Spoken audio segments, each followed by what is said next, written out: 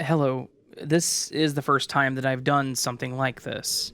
Writing up my story in this sense, so I apologize if it reads funny or if I may jump around. But I wanted to share a story about something that happened to me my freshman year of high school. I went to a pretty normal high school. I was the oldest of three kids, and therefore, when I started high school, I had no siblings there to lean on. I had no cousins, so the only people that I knew that would be there were my friends, who were just as nervous as I was to attend a new school. I did okay in school, though. I got A's and B's, except a C in chemistry because I hated chemistry, but otherwise I would say I was a pretty good student. At the time of this event, I was 15 years old.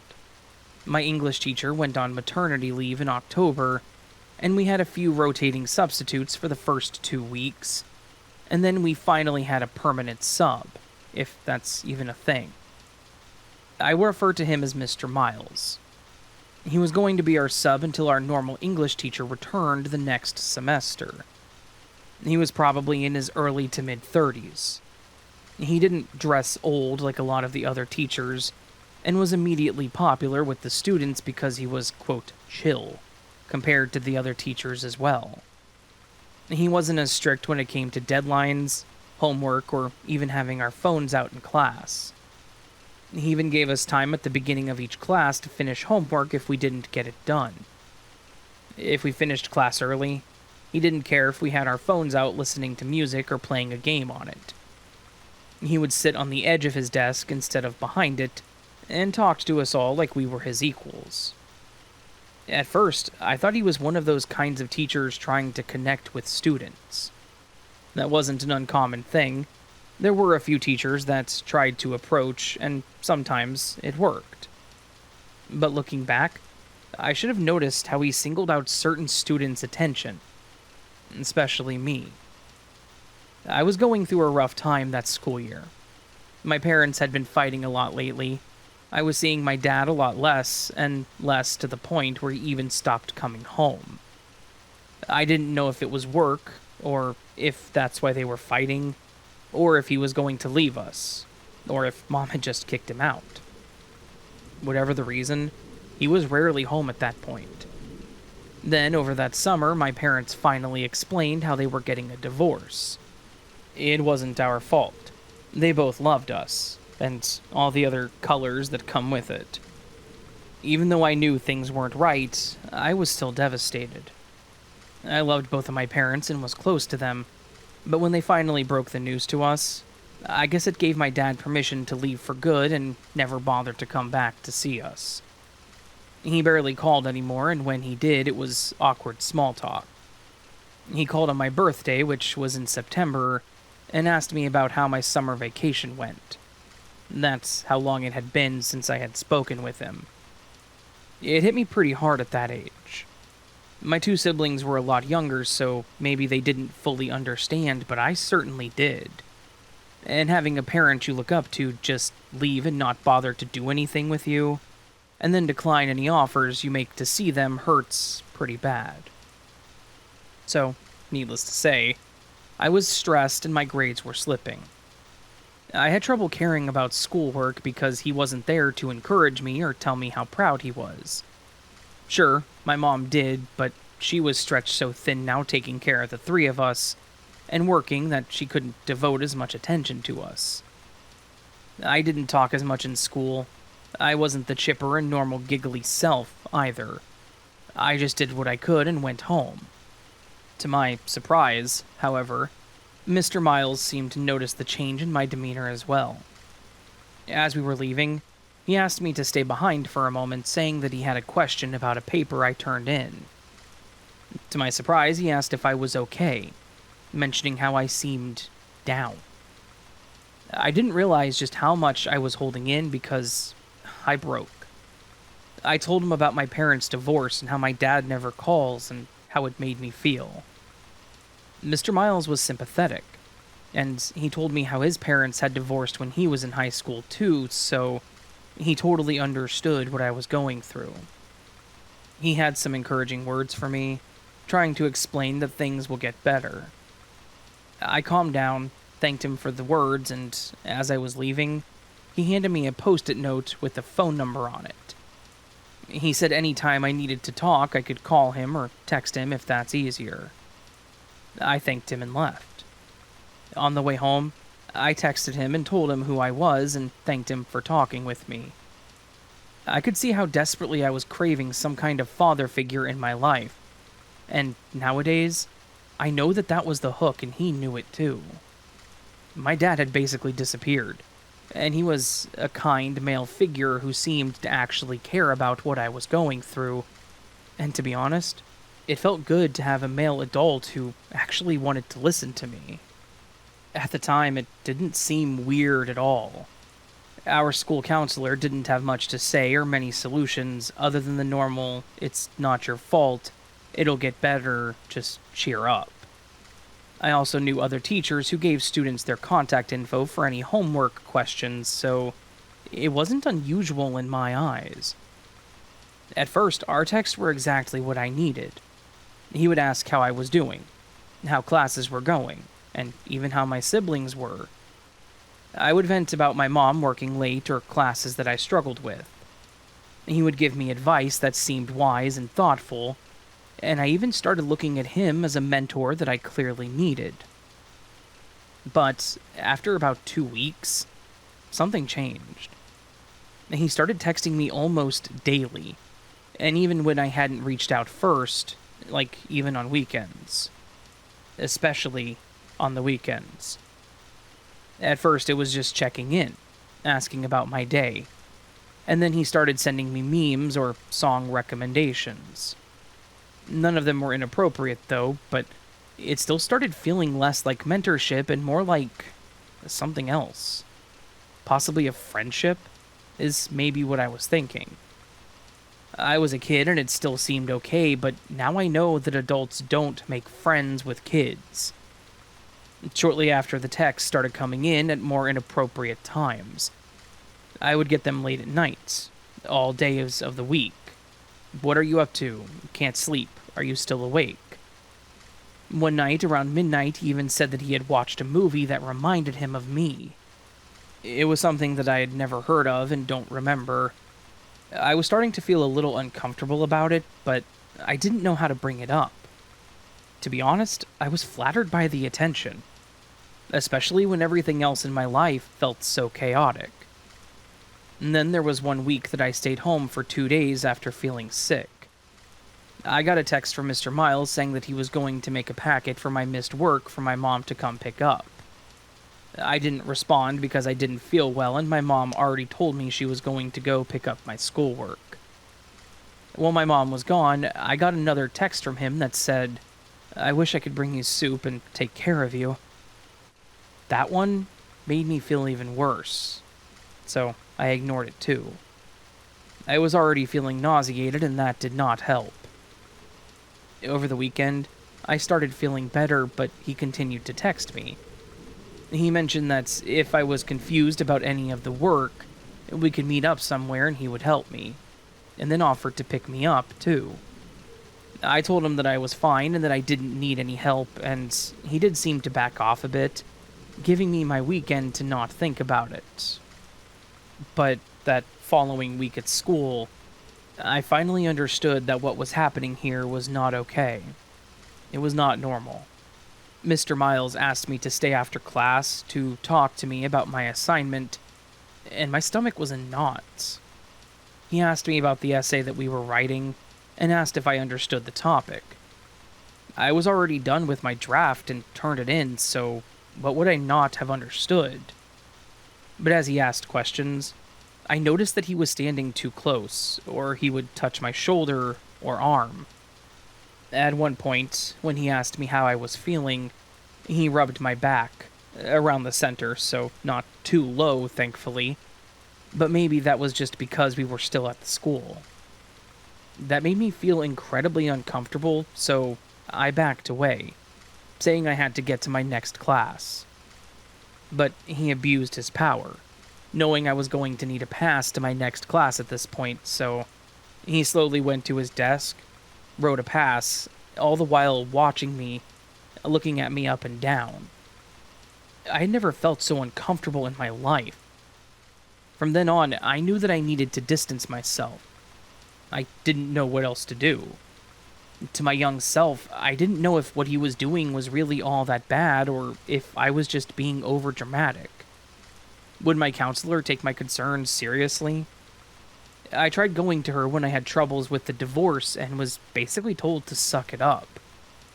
My mom had been so busy and absent that I didn't want to bother her with something that was seemingly just me overreacting.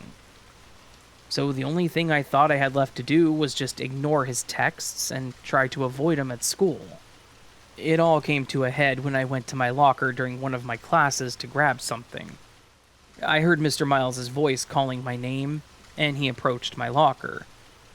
He asked me about not responding to his texts, and I just said that I had been busy. I tried to leave quickly after that, but he grabbed my arm and let his hand slide down to mine, and then said that he had been worried about me. I yanked my hand away and told him to leave me alone and then ran back to my class. Later that same day, my friend stopped me on our way to the buses, and she confronted me about Mr. Miles. She had apparently left her own class to use the restroom and saw us. She wanted to say hi to me, but she caught him grabbing my arm and she was immediately scared. I didn't even think about bringing it up to my friends. I mean, what could they do about it? But I told her everything. I showed her the texts, and about him stopping me in the classroom too. She backed me up. She confirmed that everything I was feeling was valid and that what he was doing was not okay, and was very disturbing. She even offered to go with me to tell my mom, but I told her that I would do it alone that night. I was terrified. Part of me felt guilty that I let it go on as long as I had. Part of me also felt bad that I could possibly cause him to lose his job, and that I was betraying him. That he was supportive of me when my father wasn't, so was this really the right thing to do? But my friend convinced me that there was no loyalty in that situation. It wasn't just a teacher caring for their student. What he was doing was predatory, and he'd crossed way too many lines. So, I told my mom. That night, I started asking her what to do in a hypothetical situation. And in that moment, no matter how busy she may have seemed, I knew that she was completely there for me. Her face changed to a very concerned and worried look, and then asked if that was what was happening to me. I confirmed, but I left out that it was a teacher until she asked for the person. That was the moment I felt bad. I knew that she was trying not to cry because I could see her eyes watering, but she apologized to me and told me that no matter what, I should always come to her for any concerns, especially things like that.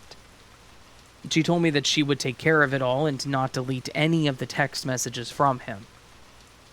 The next day, she kept me home from school, and I heard her on the phone a lot.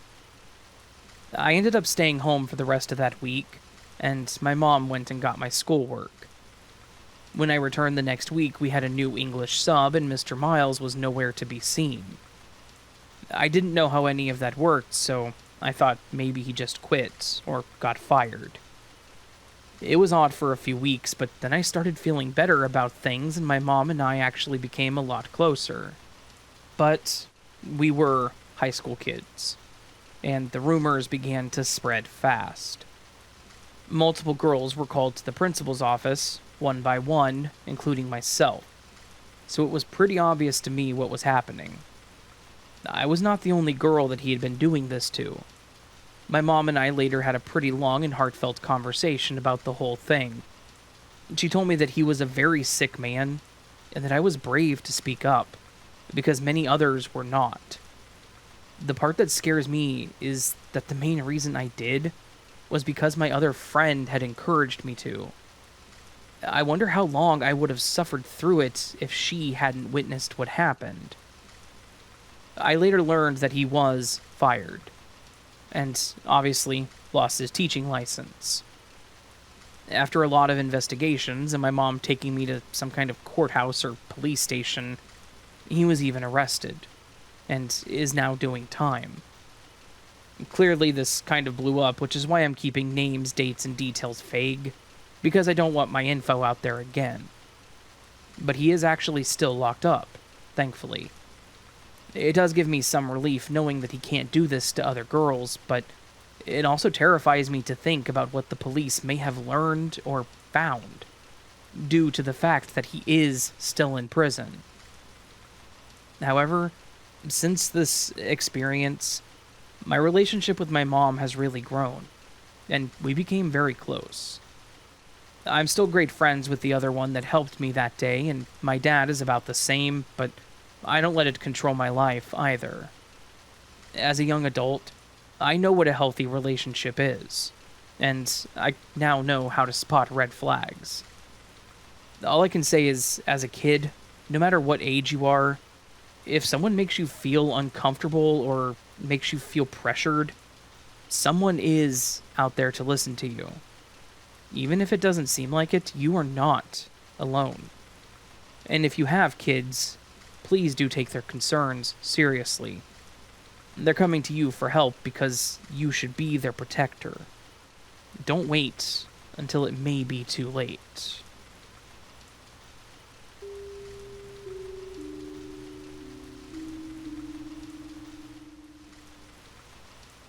This might be a little different from the stories you've read before, but this was still something that not only came as a surprise to my family, but also affected me mentally. Growing up, I always knew my grandma was eccentric. Hell, the whole family knew that. She never acted like your normal frail old lady. She laughed, she drank with the other adults, she danced, and she even tried to ride on my brother's skateboard. She fell on her rear, but had a good laugh about it. I know that I loved her energy, and I told myself that I hope I was the same way when I got older. We had bi-weekly dinners at her place, too. Every other Sunday, which went fine. She loved to share stories with us about being a kid herself, and she also had a lot of keepsakes. It was something that seemed so innocent, but my dad, my grandma's son, clearly seemed uncomfortable about it. She had a small shadow box in her china cabinet with baby teeth in it. Every single grandkid's baby teeth were in there and labeled with our names and the date they fell out. Now, I know a lot of people keep their kids' teeth, or one or two maybe, so it's not abnormal. But she kept every single one. I remember when one of my teeth fell out, I talked about putting it under my pillow for the tooth fairy, and she begged me to just give it to her instead, offering her $20 for it. That was a lot more than I ever expected to get for a tooth, so I just gave them to her. Again, yeah, it was a little weird to my kid's self, but we just joked about my grandma being the real tooth fairy. But other than teeth, she also liked to collect hair. She cut her own hair and would occasionally cut ours if we wanted it, but if she did, she would immediately collect the hair by hand, brushing it off and adding it to a small baggie. I remember one year cutting my hair really short. At the time, it was down to my mid-back, and I cut it to my shoulders. She loved it, but then also asked for the hair. I remember how upset she was when my dad said that he didn't keep it. I didn't get the argument on either side, being upset that you didn't get to keep someone's hair and being so upset about someone else wanting to keep it. So, yes, she was a very eccentric person, but she was also one of my favorite people. She came over to our place one time to visit, and I showed her my room, because I wanted to show her a collection that I had started. It was of deformed or different flowers, leaves, and rocks. If the flower was multicolored, the leaves were deformed or the veins seemed to make a picture, or a unique rock, I kept them. I took them from the yard, school, parks, anywhere I found them. She seemed to enjoy it and said that I clearly had the family collecting genes, just like her. I remember her caressing one of my rocks and saying, "It's in our blood. Your father just doesn't understand it." I just liked collecting weird stuff. So did she, but mine felt less intrusive. But at the time, I just thought it wasn't that big of a deal. But then, my grandmother passed away peacefully in her sleep. It was unexpected, but she didn't suffer or anything, which at least gave us all that peace of mind. Because it was unexpected, my dad was left to handle her estate. He had 3 living siblings, one he hadn't spoken to for many years, and the other 2 wanted nothing to do with any of her stuff. So he was the only option to settle it all. Grandma's house was bigger than ours, and since it was now my dad's, I didn't understand why my parents just didn't move into it, giving us more room. But we were allowed to be there as he cleaned it out, saying that we could take whatever we wanted as a keepsake. While several of us were scattered around the house, I decided to take the opportunity to peek through the attic. I always wanted to go through there because it seemed to be one of those cozy and hidden spots that intrigued me as a kid, but my grandma never allowed me in. She always said that she kept her treasure in there, which, as a kid, only made me want to go through it all even more. So, I went through it. As I entered, I realized the look of it was underwhelming. It was old and dusty for the most part, except for one corner in the front that seemed to be completely cleaned. There were boxes and tubs stacked methodically, and each one with a name on them. Most names I recognized. My mom and dad, my 2 uncles that passed, my other living aunts and uncle, my cousins, and even one for me and my brother. I first assumed it was either our belongings that she had, or maybe boxes that were meant for us. Maybe instead of a will, she just had things in these boxes for each person. So I grabbed my box to go through it. Clearly it was meant for me, right? I wish I hadn't done that. When I opened my box, there was nothing in there that I wanted. Inside was a bag of hair. There were used bloody tissues with a piece of tape with writing on it. Nosebleed April 2002. There was a small envelope filled with what I think was fingernail clippings. I even saw my old retainer that I thought I had lost, but my name and age was written on it. I was weirded out, but I decided to go through a different box, hoping to find something better. I opened my brother's box and found similar items. But there were some used band-aids with dates written on them. But then there was also a jar filled with a yellowed liquid, and something long and thin. Something organic in the jar. The top of the jar was written, umbilical stump with my brother's birthday on it. I was pretty creeped out at this point. What the hell was my grandma doing with all this stuff? Used bloody tissues and other organic materials? I knew that she collected teeth and hair, but this was crazy to me. She had boxes labeled for everyone. Just opening them, I could see much of the same things. I ran out of the attic and downstairs to tell my parents what I had found, and I remember the color draining from my dad's face. He told me that he would take care of it and went upstairs, telling me to stay out. For the rest of the day, I could tell that the atmosphere was tense. My dad carried out all those boxes and tubs, threw them in the back of his truck, and when it was full, he left and then came back with an empty truck. I tried asking my mom about it, but she wouldn't really say much other than how my grandma liked to collect mementos about everyone she loved. But that all seemed extreme. Bloody tissues, scabs, an umbilical cord. That seemed creepy to me. But when my mom told me not to bring it up around my dad, I just had to keep it to myself after that. I got to keep a few things from my grandma, one of which was her old vanity. And when they asked me if I wanted it, I agreed to take it, and while I waited for them to clear a path to take it, I opened all the drawers to clean it out. There were some old hairpins and clips that I threw away because I didn't use those.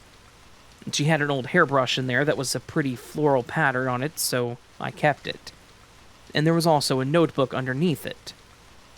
I took both and put them into a small box that I had started for the stuff I was keeping before my parents saw. I wanted to go through it to see if anything was in there. If it was a diary, if it had contact information, or maybe even just doodles or something from her that I thought would be cool. Well, that journal contained nothing of what I was expecting. There were pages of what looked like journal entries. Some tame, like talking about her day or if something important happened, like someone coming over, or the anniversary of my grandpa's death. Other pages had small things taped to them, like more hair, or what I can only describe as scabs. Each one had a description by it, just like the boxes from the attic. There was an entire page that was dedicated to me when I had to get stitches in my arm. My grandpa had built a treehouse in the backyard, and there was a nail sticking out in one of the wooden steps that was nailed into the tree. I slipped on my way down, slicing the back of my leg open. My grandma not only kept that nail, but she pulled off the bit of skin that was stuck to it. Then she had a page that she wrote about me. She mentioned how I seemed to get injured a lot, and believed I was doing it in order to collect more pieces of myself. She mentioned how I was a lot like her with wanting to collect mementos of others to remember them pure and unchanged. Once again, I was pretty creeped out. With how deep the nail cut me open, I was terrified I was going to lose my leg. I was still a very young kid at that point, keep in mind. To me, a lot of blood where it shouldn't be was equal to a death sentence. I was too afraid to even go back up to that treehouse after that. In fact, blood in general freaked me out.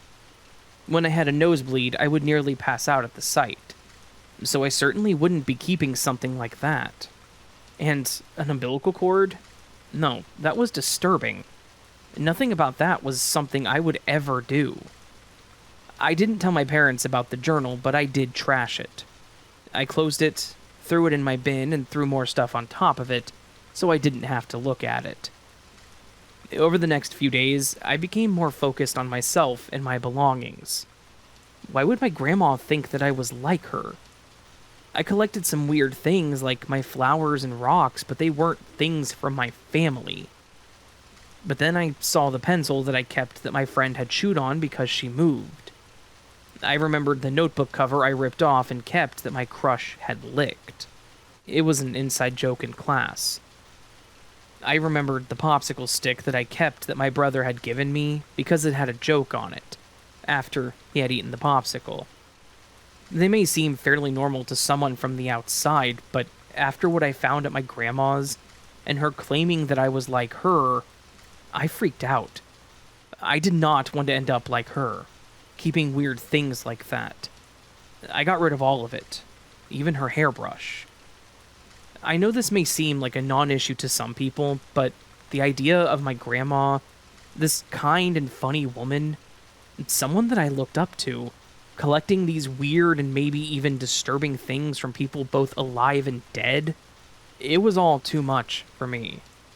It had a lasting effect on me for years, and caused me to have even worse issues with biological happenings. I flushed any tissues with blood on them, to make sure no one could keep them.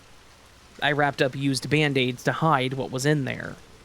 I even had issues with brushing my hair. I would make sure that it was all together and also discreetly throw it away. It left me with this irrational fear that someone would come along and collect these things from me. Now, of course, as an adult, I have gotten better about it. But I still catch myself staring at my trash bin, wondering if I should do something more about that tissue I just threw away. I know that this was a really weird story, but I really wanted to share my grandma's creepy obsession that had an everlasting impact on me.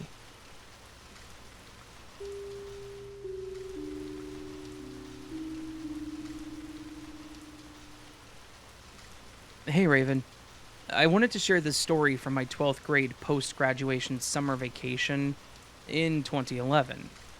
Since, while I was at work, my boss mentioned throwing a birthday party for her daughter and hiring a clown. Instinctively, 4 of our coworkers, including myself, all shouted, "No clowns," simultaneously. If the story gets read, Please understand, everyone, that this wasn't funny to us kids until years later. We all hate clowns, and for a good reason. And as always, this is a true story. After we graduated, we all really thought that we were invincible. And since most of our high school friends survived the chaos, and we were headed in different directions post-graduation, we spent some time enjoying our last summer vacation before going off to college, starting work, moving, or even getting married as a few of our friends did. On the street behind us in the back of our neighborhood, there was a man who looked to be in his mid-40s, and he had that usual almost bald look and a slightly pudgy belly. He was known for being awkward, especially since his front yard was littered with junk, car parts, random statues, and skeletons, and even some weird welded sculptures that no one could identify. Well, except the one that looked like Megatron. We all stayed away from this man's house. Parents and kids alike avoided that man because he was weird. He would blast loud music, most of which sounded like Led Zeppelin or AC/DC, and he drove a loud beat-up 1970s car that had been stripped down to the primer. We knew when he was leaving or coming home late at night because the whole neighborhood heard that junk car roaring down the street, running stop signs and burning rubber. Well, here's the story of what happened. And if David is listening, I hope you're doing well, and just know I still think that you're an idiot for this. My friend David and one of his friends, Jose, had gotten into a dare contest of seeing who would go touch the crazy man's doorbell.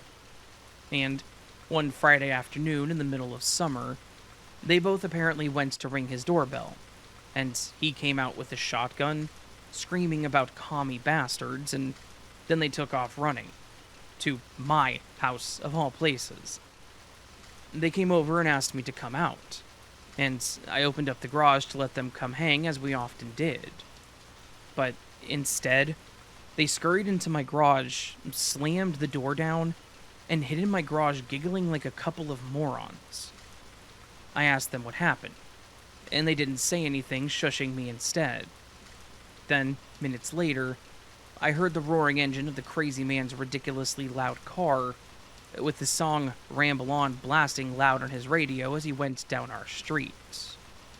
I put two and two together and asked him what the hell they did.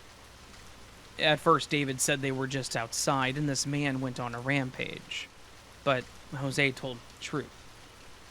I went off on them for bringing this to my house, and told them that if they wanted to survive high school just to get killed over the summer, then they would have to do it on the other side of the neighborhood, away from my house. Long story short, nothing happened that day, and once the crazy man went home, David and Jose left my house. Months later, in October, we all decided to go to the Halloween Scare Night event at one of the major theme parks. I'm not usually one to celebrate, but I didn't mind hanging out with friends who did, so we piled into David's new car and headed to the theme park, which I will leave unnamed. There were a lot of people in costumes, as well as theme park staff that had been hired to scare and interact with the park visitors. Some of them were very creepy and in character, and we had a great time. Until it started getting dark. Jose kept complaining that he had to go to the bathroom, so we went through one more scare house and headed to one of the main food court areas to find a restroom.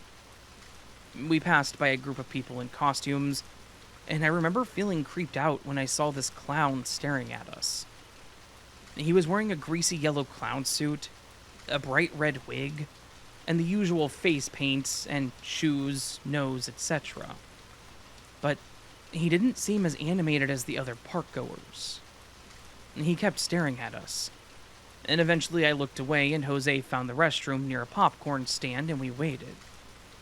The clown actually walked past us and eyeballed David and I, and then he went into the restroom where Jose had just gone, and came running out, laughing maniacally seconds later.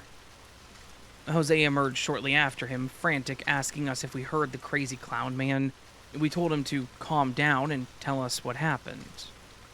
Apparently, The clown man went into the restroom and stood outside of the stall where he was, told him he knew who Jose was, said his name, and then said he was going to introduce him to Mr. Hammer when he came out. Apparently, he banged on the stall door and laughed crazily at Jose, who of course had a meltdown, and that's why we saw the clown come running out. We tried to tell Jose that the guy probably worked for the theme park, and maybe he heard us calling each other by name and decided to get extra points or reviews for the theme park by trying to scare some kids to death. We didn't really know what to make of it, but we did spend a few more hours there before we got tired of seeing the clown pop up and watch us, and then eventually decided to go home. This is where things went sideways. Since David drove us, we went back to his house and hung out outside talking for a while, and eventually ended up walking up and down the street as we talked about life after high school, and how it felt odd to not have to go to school for 90% of our days anymore, even though I was actually in college and had a split schedule of early and evening classes. As we reached the streetlight at the end of the street, I'll never forget how crazy we felt when we saw the crazy man's car come roaring around the corner on almost 2 wheels, engine growling like an angry animal, and he was laying on the horn as his headlights aimed toward the sidewalk that we were on. He came right at us, and of course we all jumped and dived out of the way. I remember Jose screaming out, "What the hell, you crazy-ass man?" And I picked myself up off the ground from where I landed and looked in the driver's seat, only to see that driving the car was the clown from the theme park. He got out of the driver's seat and said something incoherent, but I could make out in his odd New York accent that he said, "Yeah, you call me a freaking clown? You messed with my house, broke my damn sculptures, and you called me a clown? You thought I forgot. Well, guess what? You got exactly what you asked for. I'm Bum Freak the Clown. Yeah, you got your clown right here." Yeah, so by this point, we were running for our lives. The man jumped back in his car and tore down the road to cut us off again, so we immediately turned back and hopped a fence into someone's backyard, and continued to do so as we heard the clown man tearing it up and down the street looking for us. We cut across enough backyards to reach one of the walking trails in our neighborhood, and proceeded to catch our breaths before we heard the sound of screeching tires, followed by the quick thumps of heavy, fast footsteps. Down the trail and to our right was the crazy clown man. "I told you I'd introduce you to Mr. Hammer, you disrespectful brats," the man yelled, and we again took off in the opposite direction, back towards the regular neighborhood streets. There was a man looking outside in his yard, and we found out why as we approached him, and saw that someone had ran his mailbox over. We quickly began asking him for help and telling him that a crazy clown was trying to kill us. He didn't seem to believe us, until we begged him to help us, and Jose managed to call 911 as this was happening. Just as the man in his yard was about to send us on our way, the crazy clown man actually came running off the trail toward us, with what I realized was actually a decent-sized hammer in his right hand. By this point, we were piling onto the front porch of the man that we were trying to convince. He started cursing and then did something we didn't expect. He pulled a gun on the clown man and shouted, "Police department letters, officer, drop the hammer and get on the ground." The clown man stopped in his tracks and didn't move, still clenching the hammer until the man that we now knew was an officer insisted with stronger language that he wasn't playing. Eventually, more officers from the neighborhood patrol showed up with lights on and ended up arresting the crazy clown man, all while he kept insisting that we were harassing him, and that he had to show us the hammer of justice, and also calling us communist spies. They took our statement, and of course, I mentioned what happened at the theme park earlier that evening. So, the man was arrested. A week later, David actually came clean when I grilled him with questions. And while they hadn't messed with the crazy clown man since summer, It turns out the day they did, they hadn't just been playing Ding Dong Ditch. They actually did knock over one of the statues in his yard and broke it, and had shouted some insults through his door to get him to come out so they could take off running. They didn't expect him to bring a shotgun to the door or to go looking for them, and I did curse David out for running to my house and putting me and my parents at risk. So, yeah, that's my crazy clown story, and I hope that you guys liked it.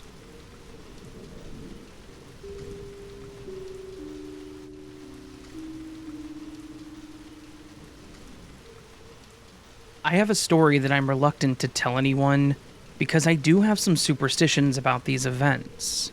But here I go anyway. I should warn that if you are distressed about stories involving blood, you may want to skip this one. When I was a child, not sure how old I was, I could only guess maybe around 9 years old, I had a very vivid nightmare. Something that would seem to become strangely relevant later in my life. I was lost in a dark basement of my grandmother's house. Because it was dark and difficult to see, I couldn't find the light switch, but then the bathroom light came on by itself. As I approached the bathroom, I realized the toilet was full of blood, and there were wads of blood-soaked toilet paper shaped like footprints leading away from the toilet around the corner and into a bigger room that we weren't normally allowed to go into. I noticed a mirror in the bathroom which I didn't recognize, but it stood out because it was a Chinese style, and round and very elaborate. I had never seen anything like it in real life. Also, I noticed the walls weren't the right color, as they were yellow instead of white. I finally decided to follow the bloody toilet paper footprints to figure out where they led to. I opened the door to the big basement room and managed to find the light switch and turn it on. It just looked like a normal room, and the footprints didn't continue beyond the door. I finally felt comfortable walking into it, and as I did so, the door slammed shut behind me, and the light started flickering on and off really fast, and it wouldn't stop.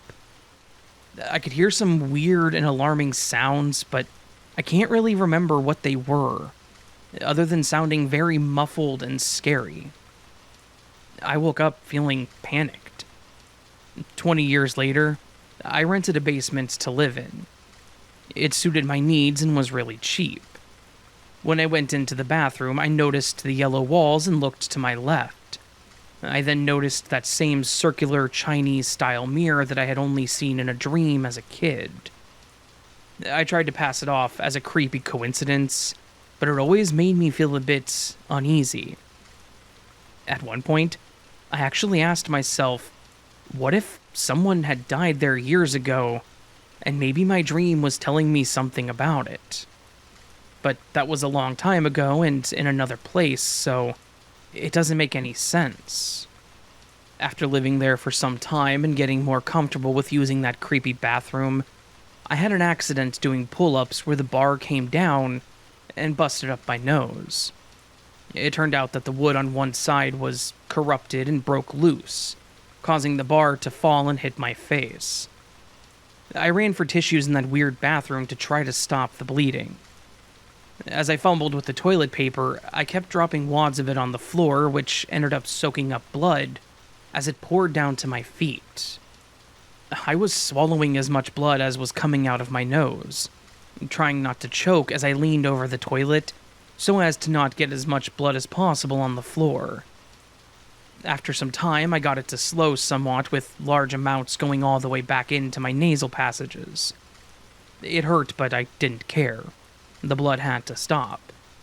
However, I was still swallowing it, and my stomach was extremely full, and I started to feel really sick. I looked in the mirror, and I looked white as a ghost, as though I had turned into a vampire and my whole body was shaking. The sick feeling overwhelmed me, and, well, I vomited into the toilet. And it was getting quite full of blood at this point, so I knew that I was in a lot of trouble. Shaking, I proceeded to run around the corner to my bedroom to lie down as I was feeling weak.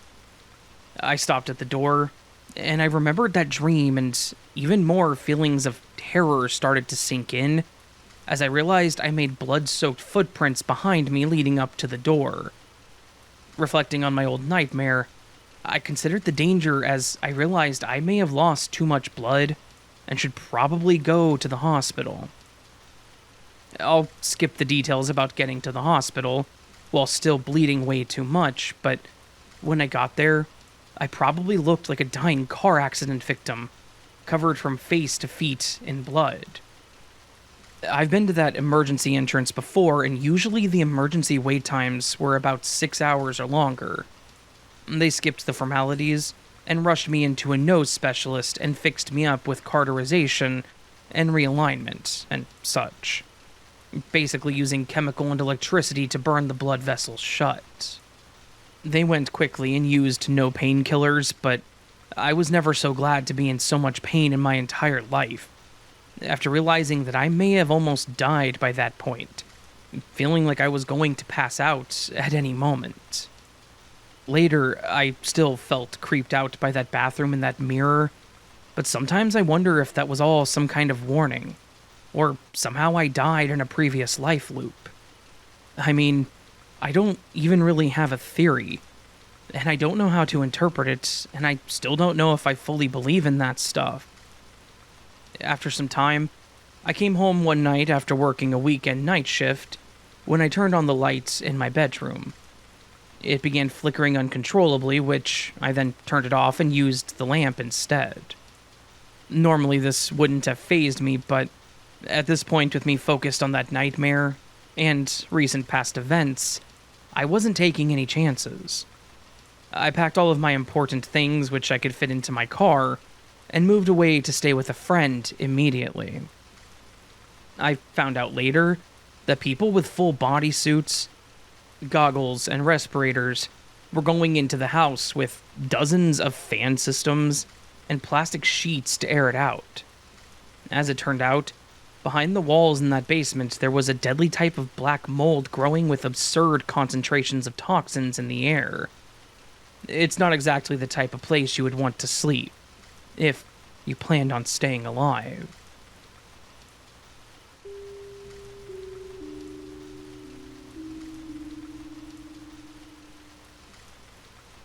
I wanted to share a story of my father, but because of the severity of it, and out of respect for my mother, I will be keeping locations vague and the names made up to prevent people from trying to find us.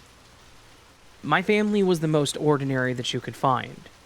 It was my mom, who worked as a substitute teacher, my dad, who was an accountant at a local firm, myself, and then my twin brother and sister.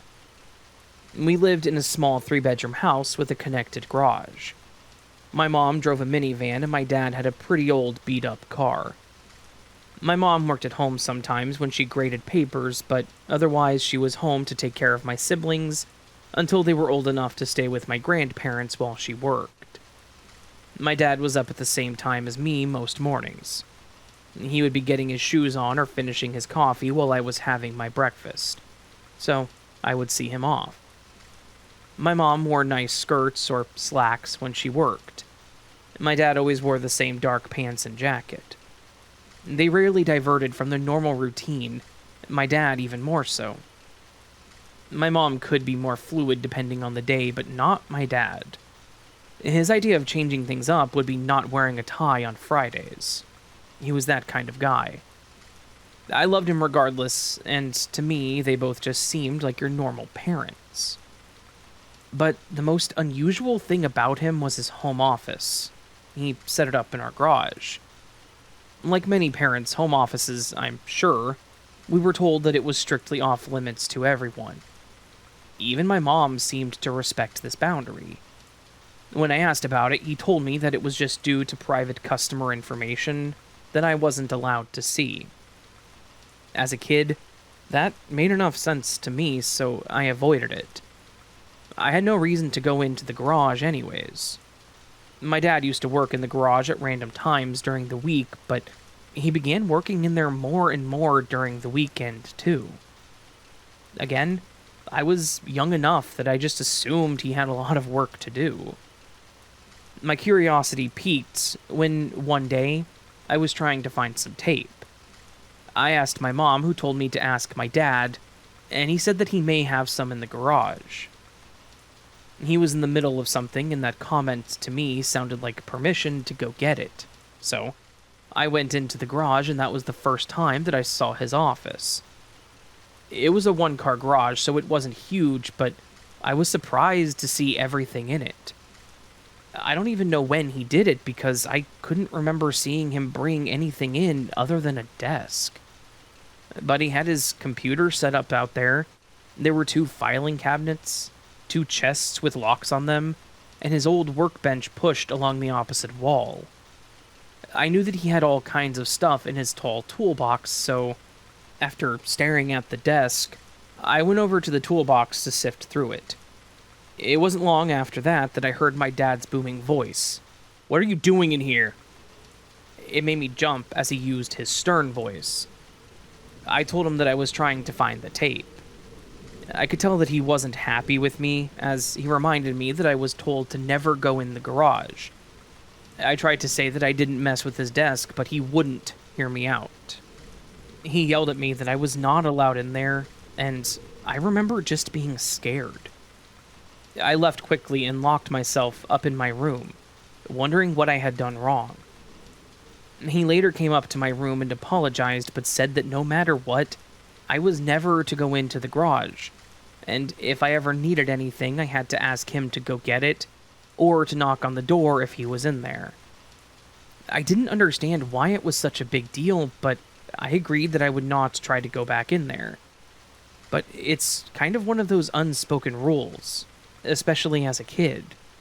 Whenever you're told to not go somewhere, not to look, whatever it is you want to. You want to do that very thing even more. So, one weekend, my parents were invited to a party by one of my mom's friends. They didn't have kids, so to me it would have been really boring. My siblings, however, were still rather young, and they could be kept occupied by a single toy, or each other, for several hours. Thankfully, at the age of 14, my parents trusted me to be home by myself for a few hours. My grandparents also lived on the next street over, so if I needed anything, I could just call them. My point being, this was my opportunity to, once again, go through the garage without being interrupted by my parents. They took my mom's van, so my dad left his keys hanging by the door.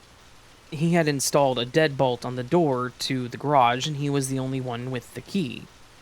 After they were gone for a good half hour, I finally grabbed the key and went to the garage, ready to find out what the big deal was. I was expecting to find just a bunch of paperwork that I didn't understand, and a computer with no games on it. At first glance, that's exactly what I was seeing. His desk was neat and organized. A small plastic shelf with folders on it sat on the desk. The computer was password protected, and after 2 attempts, I gave up, not wanting to alert my dad. There were shelves attached to the desk, and after trying a few of his keys, I found the correct one. Opening the drawer, I found more of the same. Some folders and notebooks, nothing far out there. But as I rifled around the drawer, I realized the back of it was soft. But looking at the back of the desk, it was hard metal. It was like the drawer had a false back. And after some finagling, I was able to pull it down. Now, this is where I got confused. I remind you, I was 14 and it was the early 2000s, and I was naive. I had a pretty normal family, and the worst thing I'd ever experienced, or knew about, in our immediate circle was when someone in the neighborhood ran over a kid's bike. There were no kids nearby, nor were they harmed. So when I found a small Ziploc bag with a soft substance in it, I didn't know what to think. There was also a small notepad that had various names and numbers next to it. I put everything back as it was, including the false wall, as much as possible. I opened the drawer above that had what I could only describe as a photo album. but it was filled with pictures of weapons, all being held by my dad, with our garage door in the background. I recognized it because the bottom panel on the garage door was a different color from the rest. I was confused. My dad never seemed like the type that was interested in collecting guns, so what was the point in a whole album like that? And on top of that, where were these weapons? Because, as far as I knew, he never showed us any, nor was I aware of there being anything like that in our home. Were they somewhere in the garage too? The only place I could possibly think was in the large old chest that was against the wall. I tried every key on his ring and none of them worked. I was never able to confirm what was in that chest. I was starting to feel uncomfortable in the garage as something was telling me that this was not right. That something about this whole thing was wrong, and maybe that's why my dad didn't want me in there. I made sure everything was back the way it should be, locked it all back up, and went to my room to try to distract myself. I know that I wasn't supposed to be in there, but something told me that what I saw was wrong. But I didn't know what, if anything, I could do about it. I didn't even know if my mom knew. When my parents came home, I couldn't look at my dad the same way. They both seemed normal, the same way as they left, but I couldn't shake those images of my dad holding all those guns. And unfortunately, that's how I saw them from then on. I had good days with my dad after that, but they were then clouded by those images. It was a few weeks that I lived with these thoughts, but it only got worse when I saw some strange men coming over late at night. The window in my room faced the driveway, so I saw my dad standing there with the few men. They would talk for a while, shake hands, and then leave. I had never seen them before, and they were never nicely dressed like my dad was. In the end, I did nothing. I lived with what I knew and just watched my parents closely, noticing how my mom was never involved or seen with my dad when he did anything that involved the garage. That was until one late night on a Thursday. I had been asleep, but was awoken to a loud thud. I thought nothing of it at first, until I heard my parents arguing. I couldn't quite make out what was being said, but I could tell that my mom was clearly upset. I heard the garage door open and watched my dad walk out, toss a suitcase in his car, and burn out. I went back to sleep after that. The next day, when I came home from school, I spotted my dad and two guys loading a lot of his chests and desk into the back of a truck, my mom standing in the doorway with her arms crossed. Once again, I had no idea who the men were. My dad gave me a hug and said that he had to leave for a while and told me how he was proud of me, and then he left. I asked my mom what he was doing, and she told me that my dad had made some bad choices, so we had to leave in order to think about it. That was the first time I mentioned the office to her. I asked if it had something to do with his work. She looked at me suspiciously, like when a parent thinks you're lying, and after a short stare down, she said yes, and then nothing else. Little did I know that that was the last time I would see my dad. He called me on my birthday that year, but then called one other time, where he argued with my mom, and that was it. 2 years later, he was in a car accident that killed him.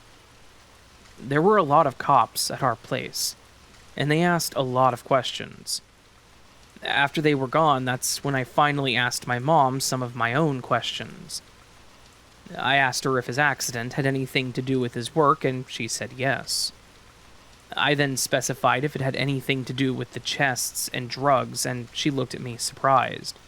And then she asked me how I knew.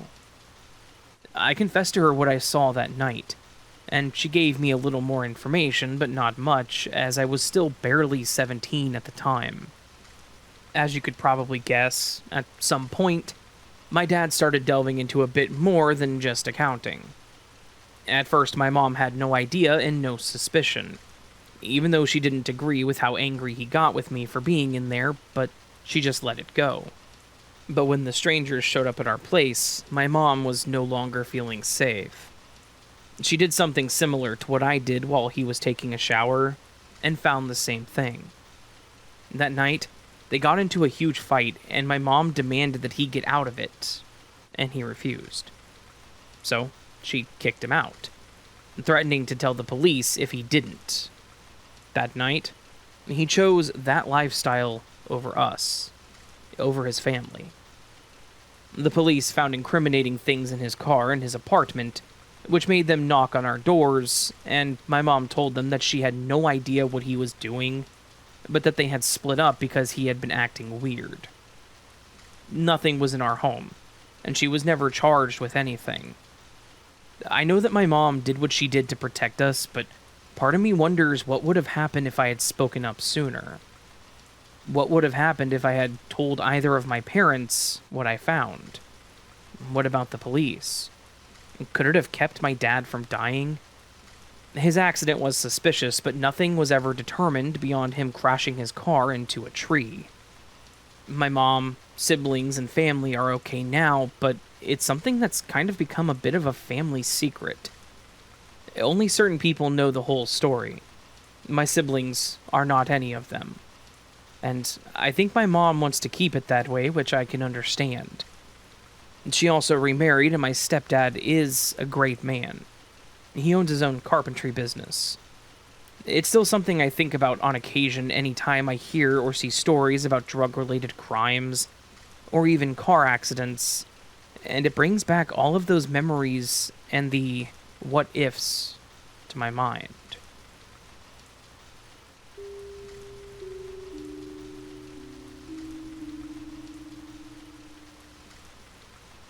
Hey Raven, I am behind, and I recently watched one of your older videos on family secrets, and it reminded me of a story of my own family that I had to share. I had a pretty normal family except for one strange gap in our history that I learned no one ever really wanted to talk about. That is my Aunt Dana. She was rarely mentioned, and when she was, the conversation would be hushed or quickly changed to a different topic. As a kid, I assumed it was just a falling out over something. They never talked about her in past tense, so I didn't think she was dead, but I also never met her. Maybe she followed the wrong crowd and just never talked to the family again. I had no idea. I didn't try to push it, but I just let it be what it was. That, however, didn't mean I wasn't curious. We were at my grandparents' place preparing for Thanksgiving, and something steered me in the direction of a family tree. This made me ask my grandmother about Dana. My grandma leaned into my ear and told me that we shouldn't talk about Dana around my mother, and quickly tried to distract me by asking me to help her. When I was 16, I was helping my mom clean out the basement when I found an old photo album. My mom and I started going through them, and she was smiling, telling me about some of the photos. Until we got to a picture of a young woman with 2 younger children. I immediately recognized my grandma and assumed the 2 girls were my mother and her sister, my Aunt Dana. I played it off, though, asking if that was correct, and her smile faded and she confirmed. And then she took the book from me. I asked her about her sister, and she said that there was nothing to talk about. I hated responses like that. It was as bad as because I said so I pushed her. I asked why everyone was so secretive about Aunt Dana. What happened to her? My mom snapped at me, saying that I had no right and to drop it. I was 16, and I thought that I had to have the last word, so I shouted that everyone else seemed to be the jerks to Dana, and then I stormed off. I could hear my mom sobbing in the basement shortly after. Part of me felt bad, but I also didn't understand the whole ordeal with Dana, and why no one would talk about it.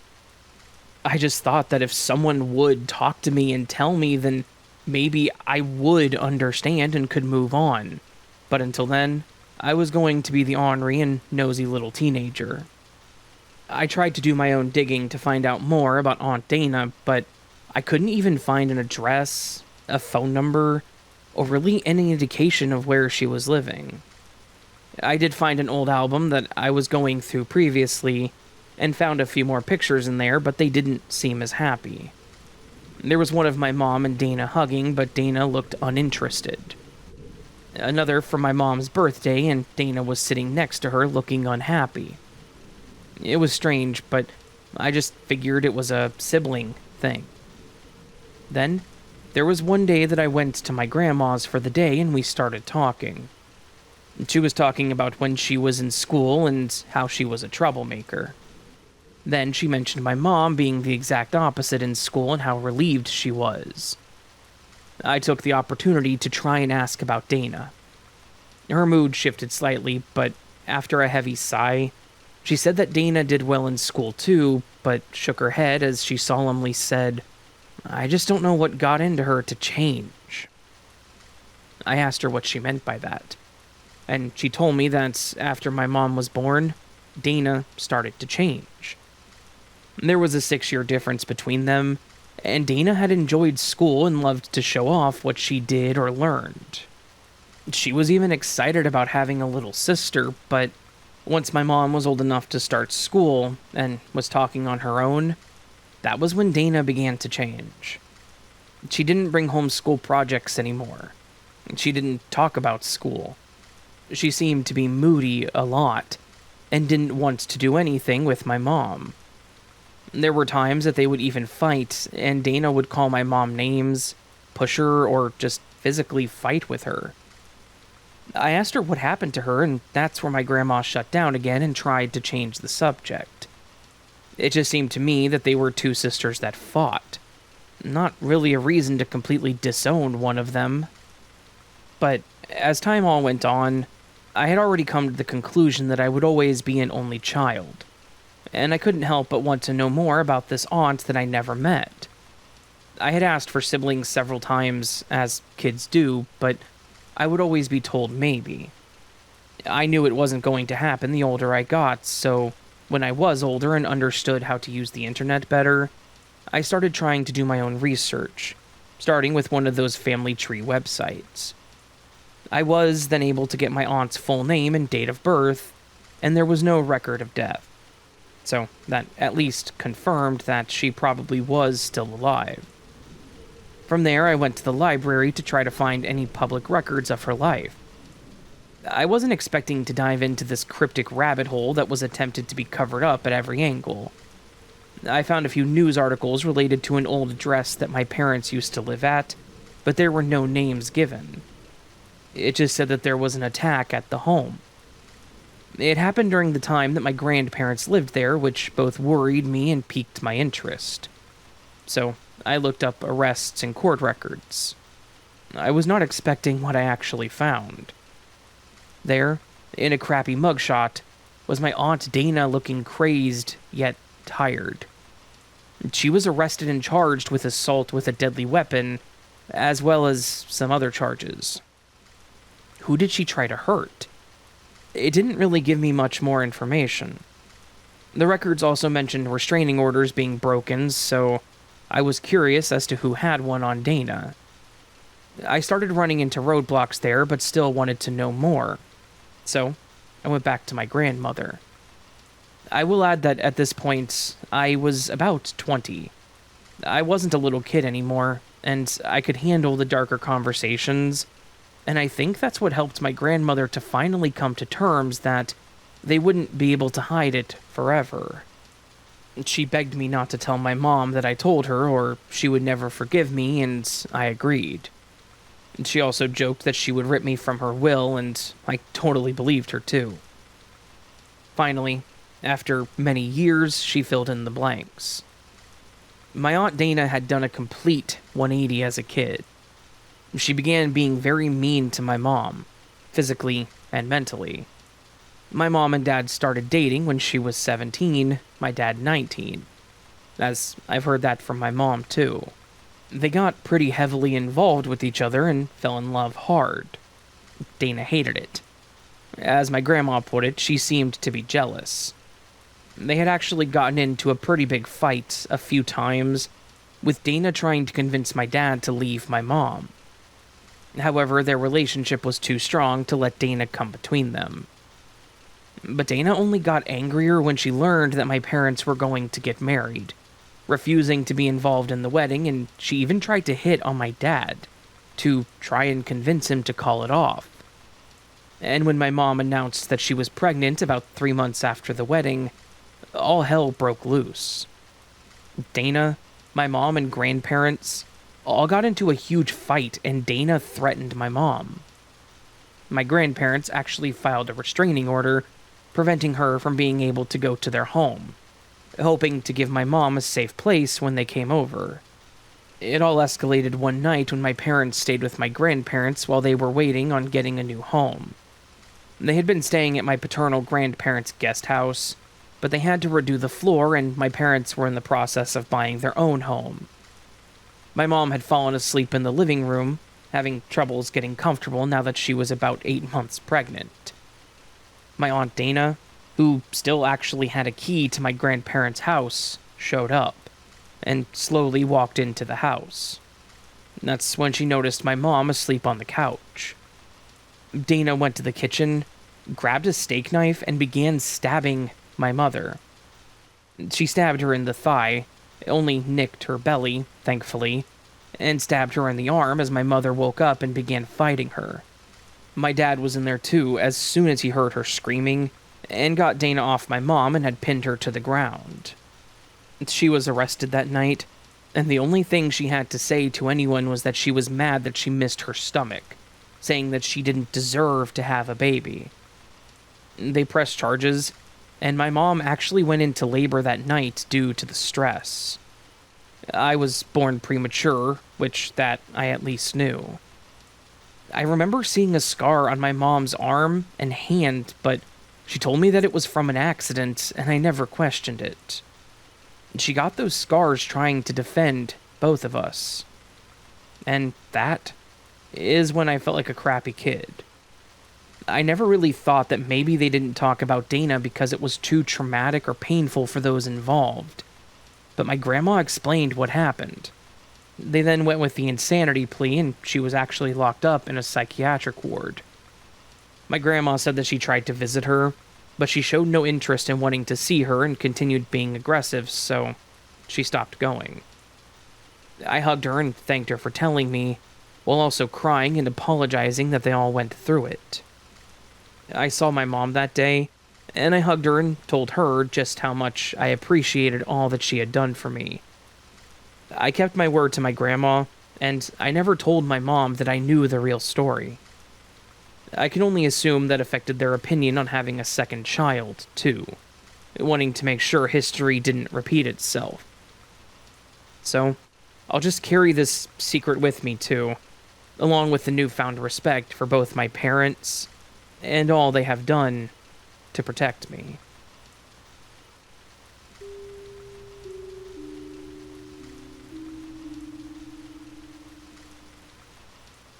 Hey, Raven. I mentioned to you about all of the crazy stories I have from my time working at the electronics recycling center and computer repair and resale shop. This is pretty much the very next thing that happened after the whole situation with the phone. As always, this is a true story. The storefront location of the computer repair and resale shop was actually in a different building a couple of blocks from the recycle center.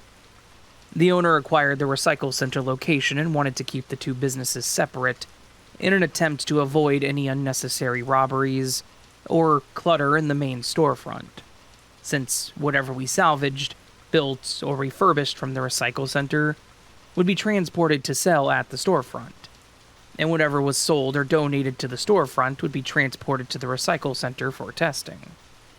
There was a week in summer when a man came in with a simple-looking HP laptop, which was thin, silver, but an older model, possibly between 2015 and 2022, and he said that he wanted to sell it to us.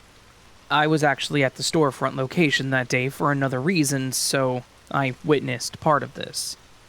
Not that it's unrelated, but I had just shown the owner that you can effectively fix corrupt flash drives and hard drives with disk part, after he pretty much tried to argue that it wasn't possible. Once I proved it, he brought me over to the storefront to fix pretty much a drawer full of flash drives and portable hard drives. A literal drawer full of them. The man handed the front desk lady the laptop, and she looked it over and then grabbed one of our other techs to come up front and ask general questions, as the man filled out one of the seller forms that we hand people when they sell us things. He said it technically was his wife's computer, but she didn't need it, since she'd gotten a new one a few days prior. And eventually the man accepted $50 for the computer due to it being locked, and some minor cosmetic damage. We went through the normal process. Wiped it, cleaned it, and got it running again. And we put it on the display floor as one of our discount deals laptops, which were older machines running updated Windows and had favorable RAM and SSD upgrades. A few days later, a rather short, skinny woman with blonde hair came in and looked around the store. And I happened to be there again, working on wiping a giant external hard drive. The front desk lady noticed that the woman who came in was moving and looking through all the laptops in the value section. And she stopped when she came to the HP laptop, and she tried to remove it from the security lock device holding it in place.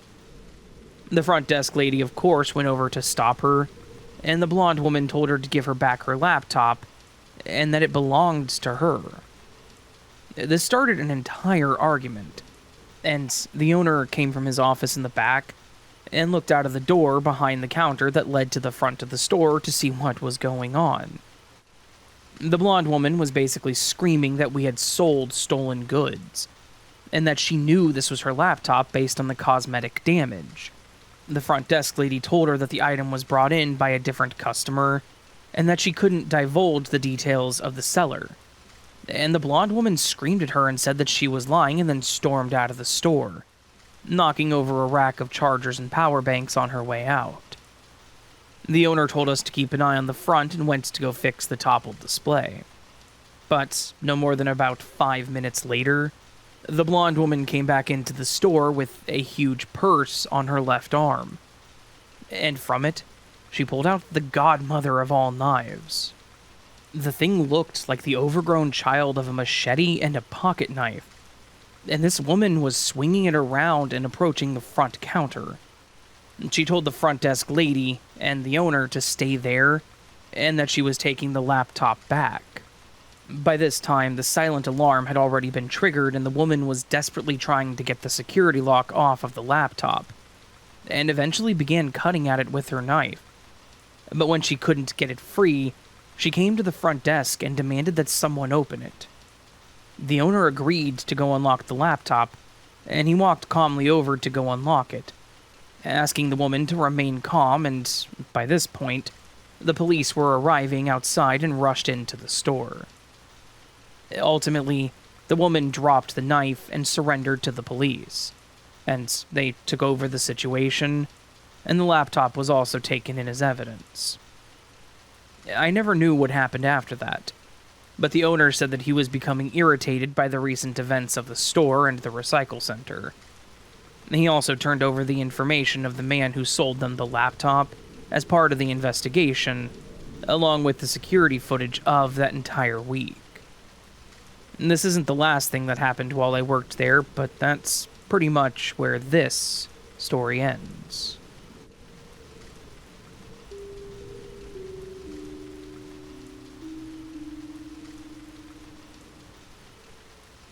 I have a story that happened back in the very early 2000s, like '01 or '02.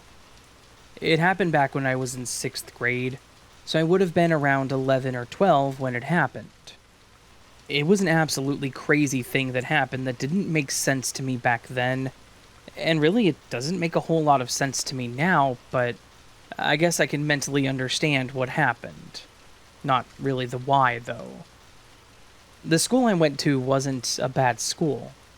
In fact, it was one of the better schools in the area, but there was this one kid that was in my class that had issues. I think that's the best way to put it without actually knowing specifics about what was actually wrong with him. His name was Dan, and he was a bit off.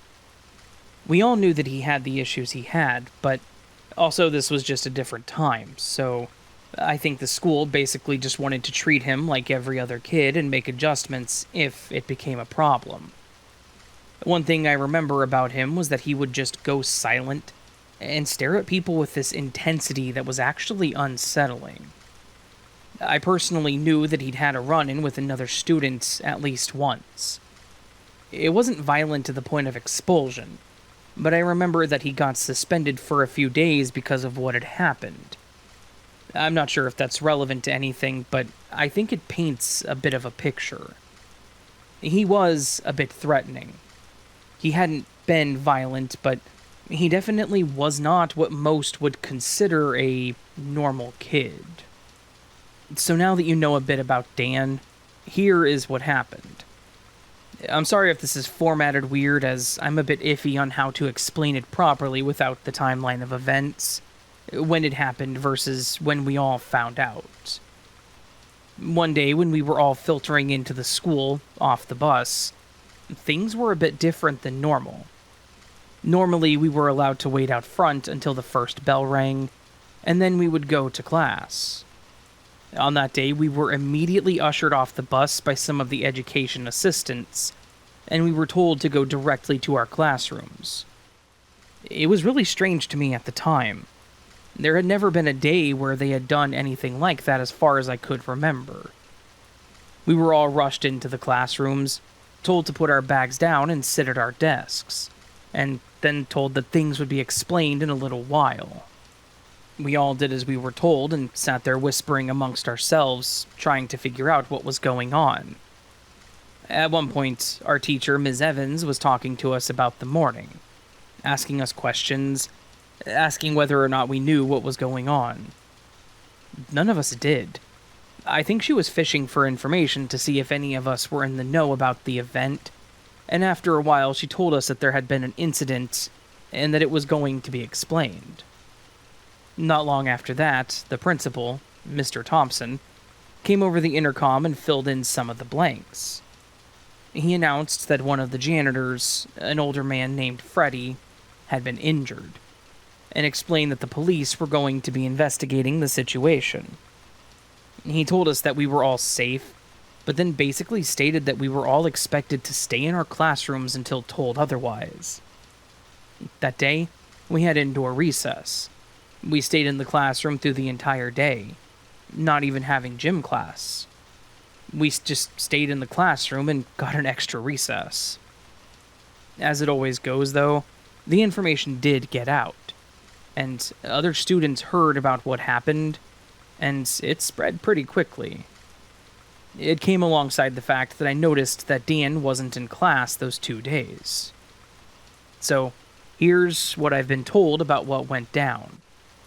That morning, where we were all herded into our classrooms, the janitor Freddie had been attacked, and he had been attacked by Dan.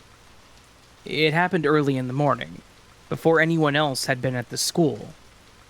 Somehow, in a way that I've literally never heard an explanation for, Dan was in the school all night, and he was found by Freddie in the morning when he came in.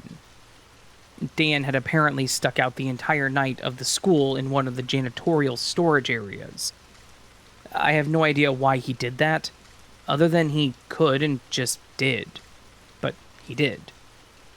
In the morning, Freddie showed up to start the day, and he opened the storage room, and he and Dan had surprised each other.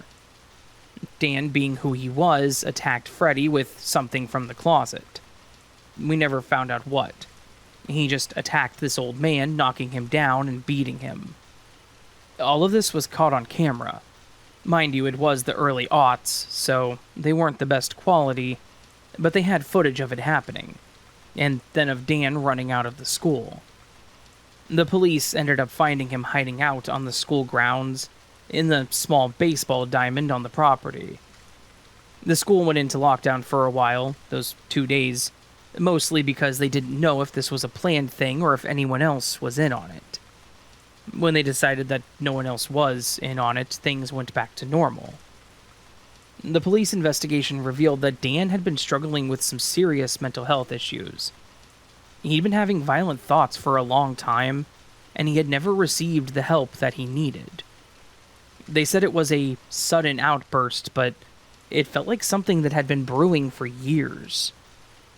I don't think anyone ever figured out why he spent the night at the school, but it was pretty much why this happened. The whole thing was incredibly disturbing. It shook the entire school community, and it made us realize that even in a place where we felt safe, bad things could happen. Freddy did end up making it, but he retired after this happened. I don't think anyone could blame him. The guy had been doing the job for years, and then some random kid jumped out of the storage closet at him. The poor guy was just getting to work, and this is what happened. I don't know what all happened to Dan. Obviously, the police were involved, and he had committed a pretty serious battery on someone. In the end, I just kind of hope that he got the help he needed, because he definitely had something wrong with him, and this was just the worst possible outcome of what could have happened.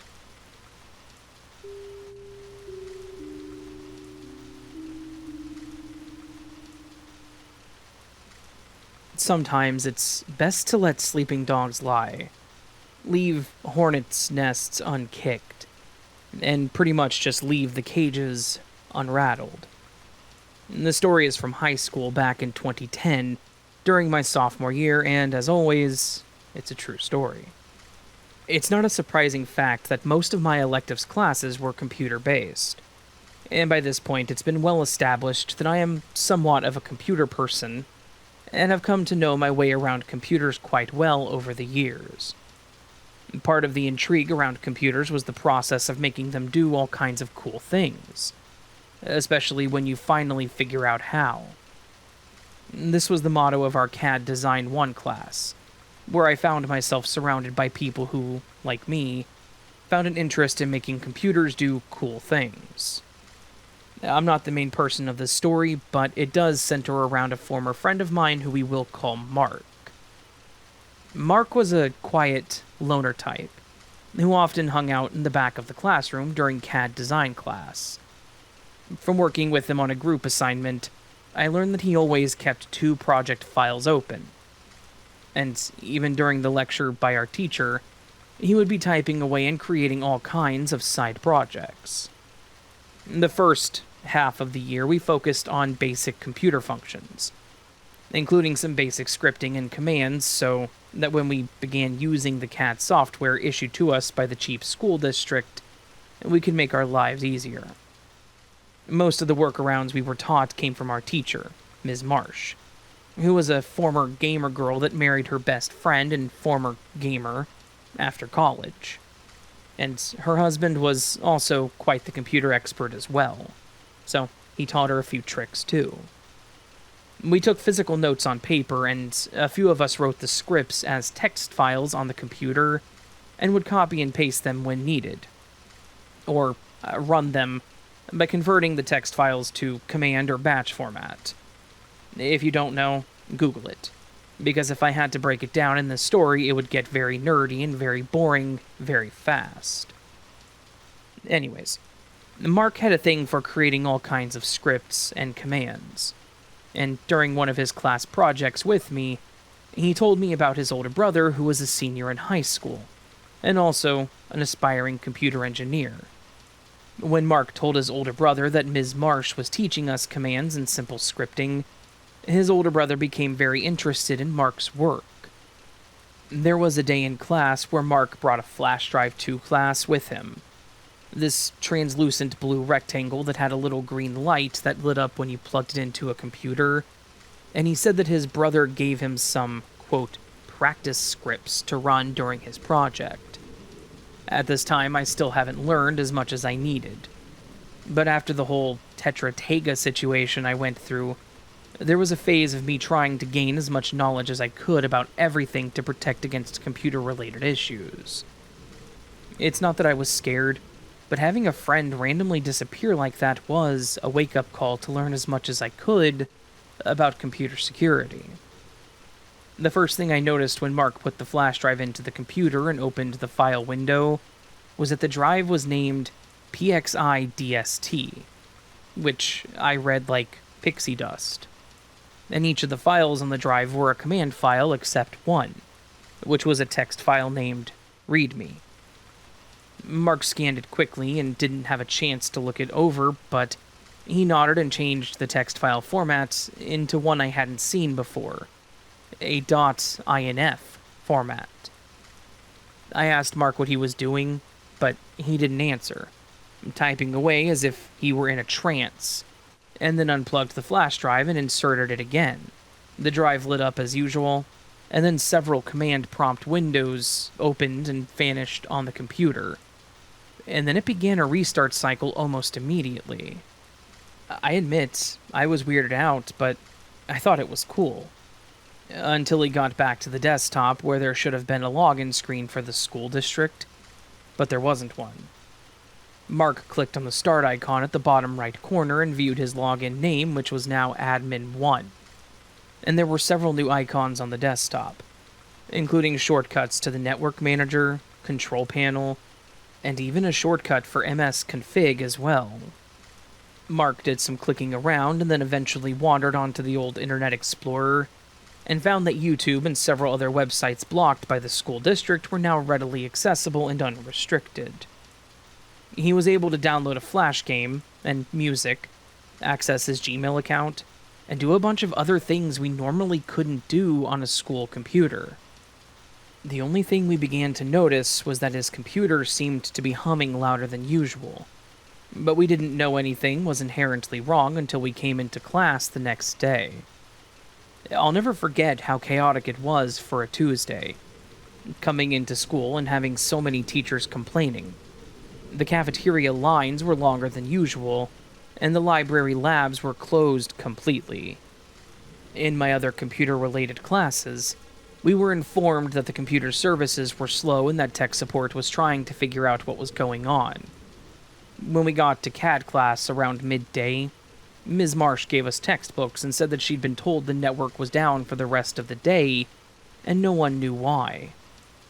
But, halfway through the class, the principal went live on the school-wide PA system to announce that a massive virus had gotten into our oh-so-secure school network and was causing security issues all over the district. I remember laughing a bit because they said a team of forensic computer investigators was currently working to backtrack the origin of said infection, mainly because everyone knew that it was most likely a team of overaged, underqualified, and unreliable techs from the district who banded together to try and handle the issue. Then, Ms. Marsh called me and Mark to her desk, and handed us referrals, directing us to go see the principal. I had never been so scared in my life. I didn't have a behavioral problem in school, and I kept good grades, but my parents did not play about getting write-ups. Once there, Mark and I were told to sit in chairs on opposite sides of the office, and after waiting for what felt like an hour, we were brought in one by one to speak with the principal and a police officer. I remember sitting in that chair in front of the old, skinny, gray-haired woman that resembled the teacher from Invader Zim, and listening to her read out the referral stating that I was apparently doing things on my computer that I wasn't supposed to do, and how Ms. Marsh could see us via some screen monitoring software she has installed on the computers in her class. And since she couldn't tell who did what on the computer, she wrote us both up. And I was not about to go down for something I witnessed but didn't do. I told my story, and they made me sign a statement that what I said was the truth. And I asked to call my parents, but the principal insisted that she would call them herself and wouldn't let me do it. I did tell her about how Mark used a flash drive to unlock the computer and that neither of us knew what was actually happening. We just assumed the drive gave him admin access, or something.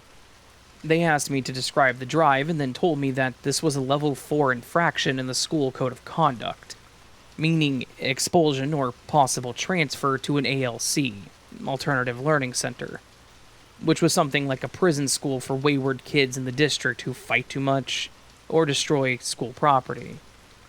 Next up, Mark was interviewed, and it seemed to go a little longer for him. I remember sitting there nervously expecting that Mark would lie to save his skin. And turns out, he tried to. As I sat there period after period, eventually his parents showed up and came in. And I saw Mark being walked out in handcuffs.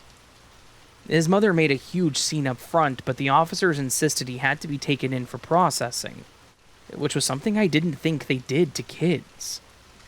The officer told the parents they could follow him to wherever he was taking Mark, and ironically, Mark's brother was with them. I remember how nonchalant and uncaring he seemed, as if he didn't care that he had created some monstrosity and set his little brother up for something that was more than a harmless free pass on the computer. The real culprit here was Mark's older brother, and Mark was technically innocent, but the school district didn't see it that way. I later found out why the officer told Mark's family to follow him to the police station, when I spoke with one of the 3 admin office ladies that apologized and told me I was free to go. Since Mark's older brother was not a student of our high school, he was taken in for questioning by officers at their headquarters instead. Mark confessed to having used the flash drive as his brother instructed, but he also insisted that he didn't know what the drive would do. Mark's older brother did confess eventually, but I did hear that he also tried to lie about it, but then came clean when he realized he was only making things worse for his younger brother. Mark's brother actually ended up facing criminal charges for causing almost $50,000 in damages to district computers. But the sad part is, Mark was also expelled, since he did admit that he used the flash drive and did some things that were against school policy with the access that he created. I didn't do anything except witness, so I was free to go, with a warning to tell a teacher next time I saw someone doing something weird on a school computer. A day later, I got jumped after school by friends of Mark, who called me a snitch and said that it was all my fault.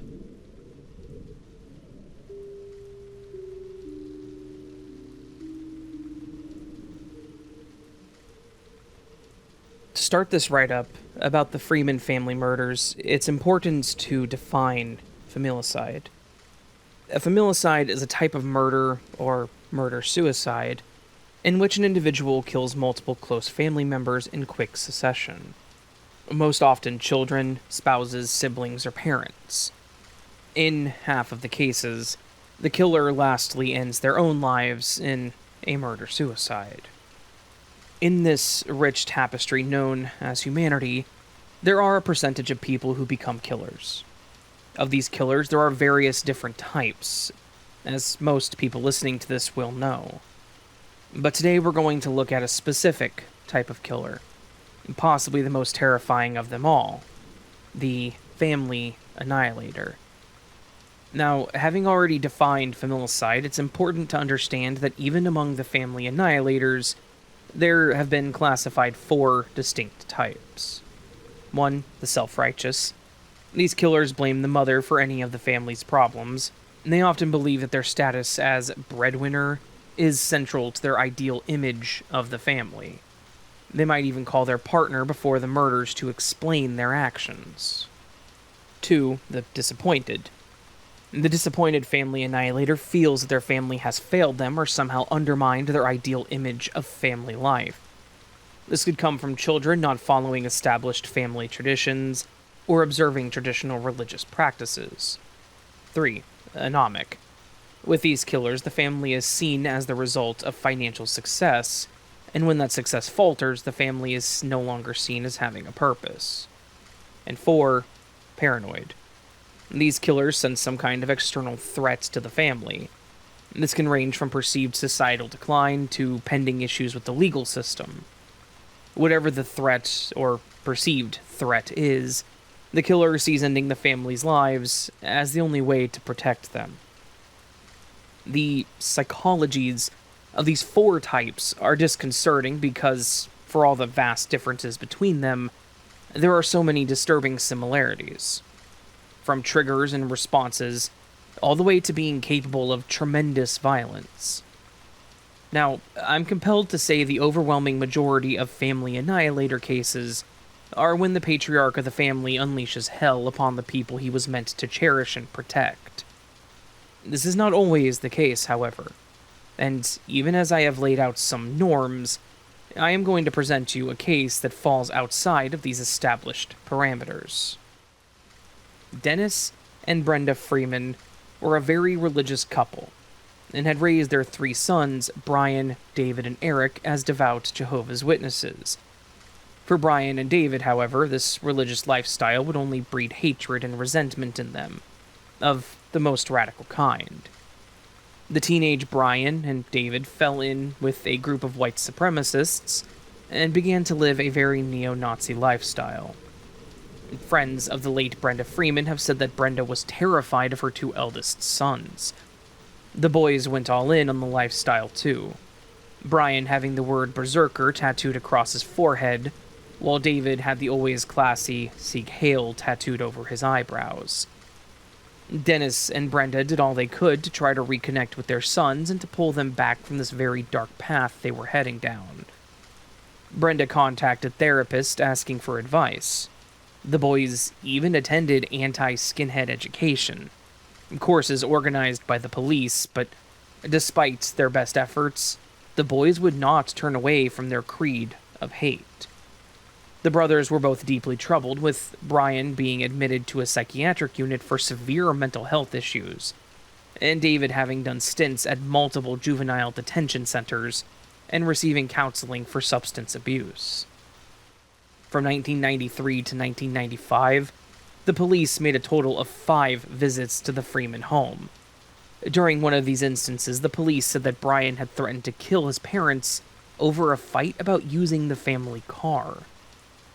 Both youths were on a very dangerous spiral. They both had their issues, but fueled by rhetoric of hate, and people preying upon their anger only exacerbated their issues. A pattern of substance abuse and poor mental health coupled with their neo-Nazi beliefs was a recipe for absolute disaster, as the world was about to learn firsthand. February 26th of 1995 would see violence that would shatter multiple lives, and see the tragic and senseless end of 3. Brian, 17, and David, 16, had been out at the movies with their elder cousin, Nelson Ben Birdwell, 18. They had returned home to the Freeman family home afterwards, where Brian and Brenda got into a heated altercation about Birdwell being in the house. Things between Brian and his mother escalated, resulting in Brenda being stabbed to death by her eldest son. Meanwhile, David and Birdwell had gone upstairs where Dennis Freeman was sleeping at the time. The pair assaulted Dennis and beat him to death with an aluminum baseball bat. But the rampage was not done just yet. The spree's final victim was the 10-year-old Eric Freeman. It's some combination of Brian, David, and Birdwell bludgeoning the boy as he slept with the handle of a pickaxe. Afterwards, in the immediate aftermath, the murderous trio fled from Pennsylvania and went to the home of one of their associates, Frank Hess, who was living in Hope, Michigan at the time. The day after the murders, Brian and David's eldest sister, Valerie, found the bodies of her family. The scene that met the authorities was one of absolute brutality. Dennis and Eric were beaten so badly that their faces were barely recognizable. The Allentown coroners said that it was one of the most brutal acts of murder they had ever seen. The killings took place on February 26th, and the trio were apprehended on March 2nd. With the death penalty very much on the table, Brian Freeman pled guilty to the murder of Brenda Freeman. In a separate plea, David pleaded guilty to the killing of Dennis. Birdwell was charged with all 3 murders. However, no one was ever convicted for the killing of young Eric. Birdwell was, however, found guilty for his part in beating Dennis Freeman to death when blood on his shirt was found to belong to Dennis. Initially, all 3 men were sentenced to life without parole. But in the intervening years, things have changed, and as of 2024, Brian and Dennis were resentenced to 60 years with parole eligibility. However, this was good news in the abstract, as the brothers will still not be eligible for parole until 2055, another 30 years from the time of this writing. Brian, for his part, has expressed remorse for what he did in his youth. He has said that the murders were the result of years of built-up animosity between the brothers and their parents. While I'm not going to try to excuse his behavior, obviously, I do think the things that a twisted ideology like Nazism can do to someone that is abusing drugs and suffering a mental health crisis cannot be underestimated. Just like any cults, that culture preys upon people who feel frustrated and not in control of their life. The culture fosters that hatred and teaches you to see everyone as a potential enemy. Ultimately, it teaches you to lash out at your perceived persecutors. It's a very slippery slope, and it's one that I've seen several people fall into and get caught up in. So, this was the case of the Freeman family murders. A family annihilator case that breaks the mold to some extent, but at the same time falls so neatly into the category. As with most things, it's complicated, and requires a lot of different perspective to see the entire picture. A lot of things contributed to the tragedy that unfolded on that day 30 years ago, but the biggest culprit of all was the toxic ideology that taught these youths to embrace their rage and their hate. Ultimately, that ideology turned 3 young men into brutal killers for one terrible night. And until we can figure out how to keep that kind of hate from poisoning young men like Brian and David Freeman, there will be no shortage of tragedies in the future.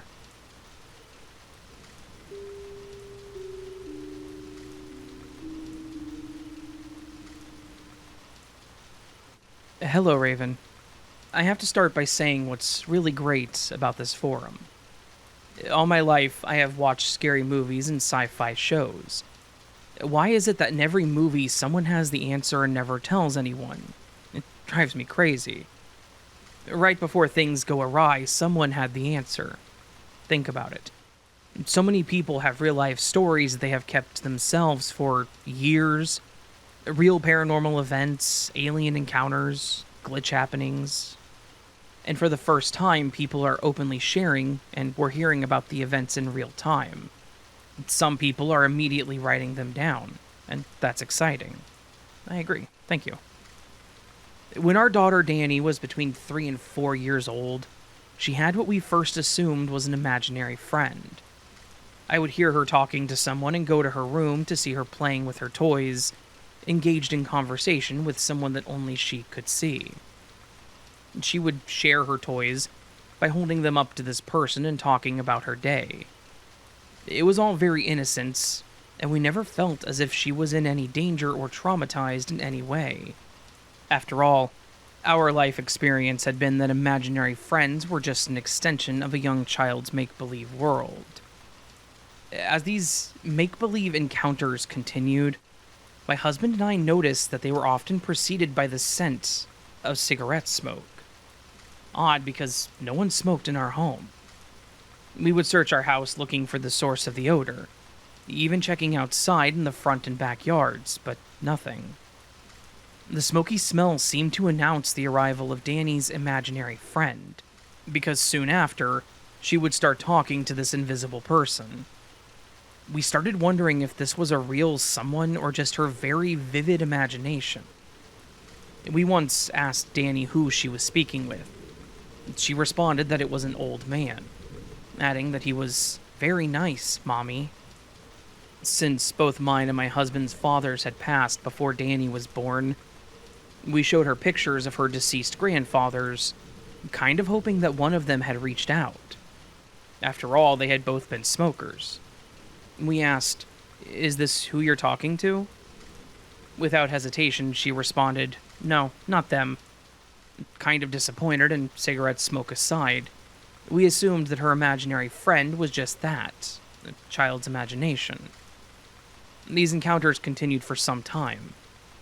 However, since she didn't appear stressed or concerned, We assumed that Danny would outgrow them. One day, when Danny was still in her imaginary friend phase, our family was sitting with other relatives and sharing memories about family who had passed.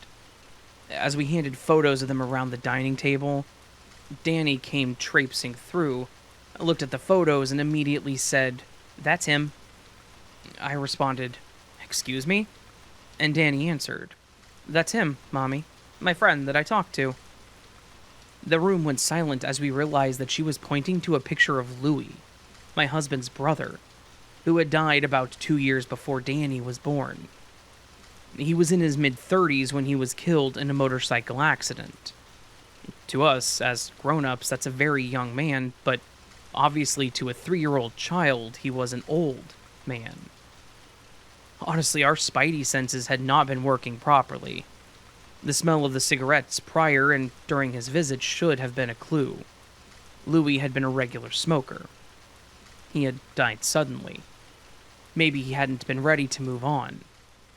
We knew that there was a special connection between Louis and Danny. When I was pregnant with Danny, she missed her due date and was 2 weeks overdue. My doctor announced that they would have to induce labor. We didn't think much about what day that was to take place, as I was very done with being pregnant. I was so ready to have her, but Danny was being so stubborn, refusing to be born until she was good and ready. She was so late in arriving that no one even guessed the birth dates in baby bingo. When Danny was finally born, she had what appeared to be a scar across her forehead, identical to the injury that took her uncle's life. I guess that was very relevant since she was born on her Uncle Louis's birthday. In time, the scar did fade, as did the smell of cigarettes and visits from her imaginary friend, Uncle Louis. I hope to submit more, and I hope that you enjoyed this.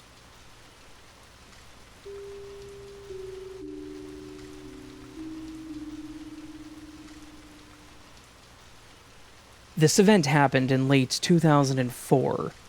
It was my senior year in high school, and I couldn't wait to graduate. I went to a school called Winston Prep, which is located in the Union Square area in New York City.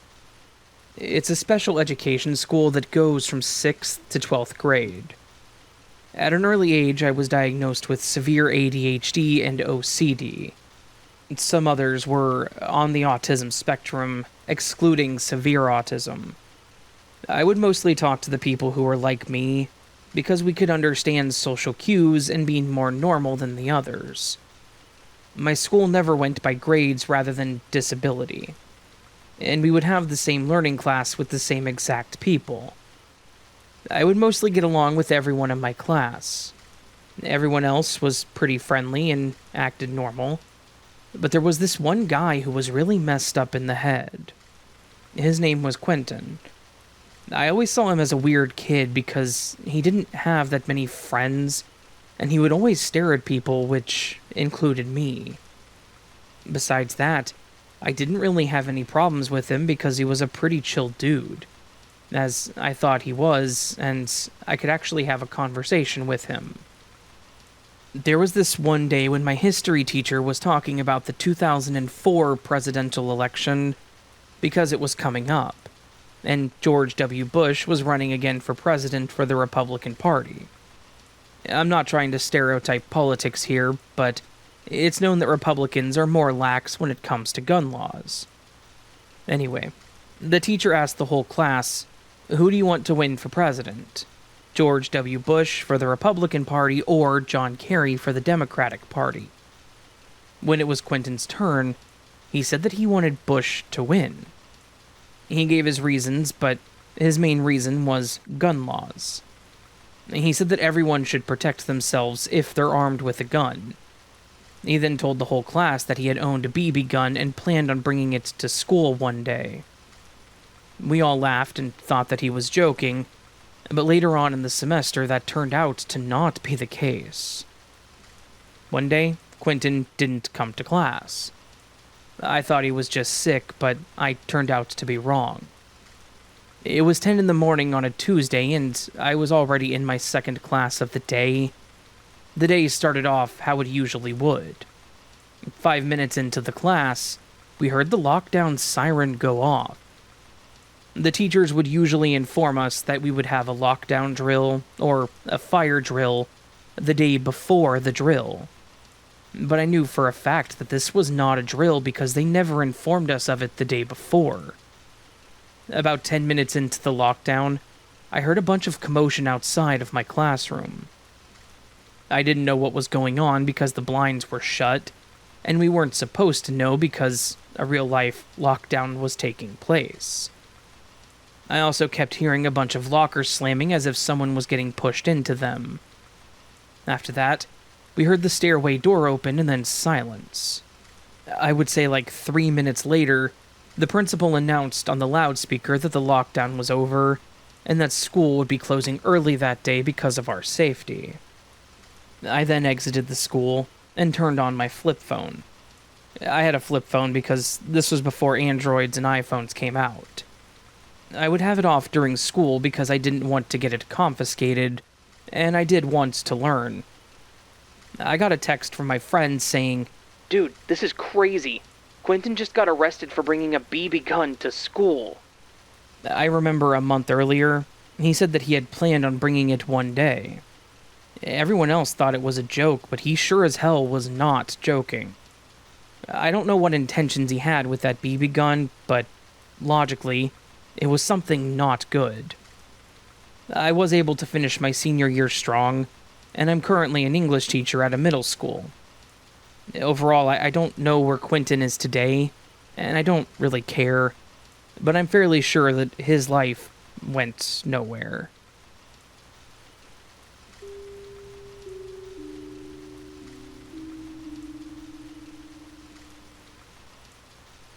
I'm not sure if this is considered a glitch, but I love listening to your channel and hearing everyone's stories, and I thought it might fit here.